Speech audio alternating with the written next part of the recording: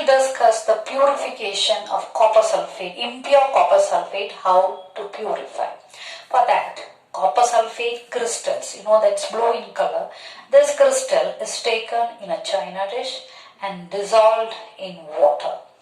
And after that, filter it with the help of a filter paper so that impurities will be removed.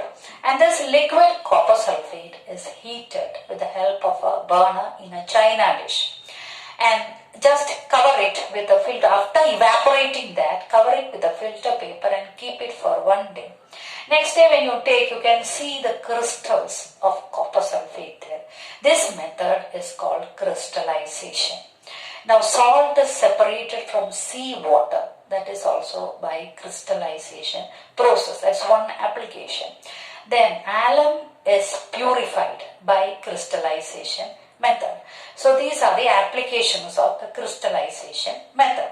Now let us see what is physical change and chemical change. Now physical change means the change that can observed. For example, melting point, boiling point, we can observe through thermometer. Fluidity can observe. Then such density, all these are some examples of physical change.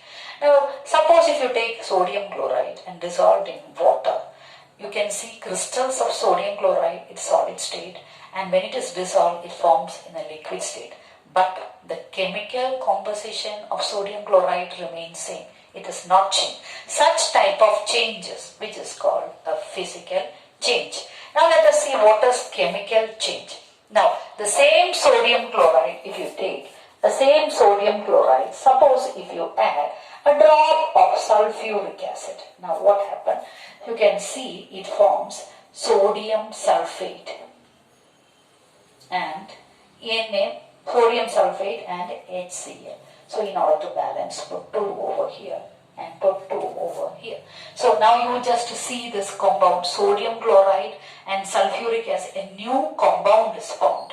Both new compound, chemical reaction took place and new compound is formed. Such type of change which is called a chemical change. Now let us discuss what is meant by element and a compound. Now element, the term element was first used by, that is Robert Boyle, and later the definition was given by Lavoisier. Now according to Lavoisier, that is, this element means it is a part of a substance which is called a substance which cannot be broken down into simple substances or broken down into simple parts by chemical reaction, which is called an element. Element, for example, copper is an element, nitrogen is an element, oxygen is an element. So element is a substance which contains only one type of atom. Now what is a compound? We can take one example for a compound.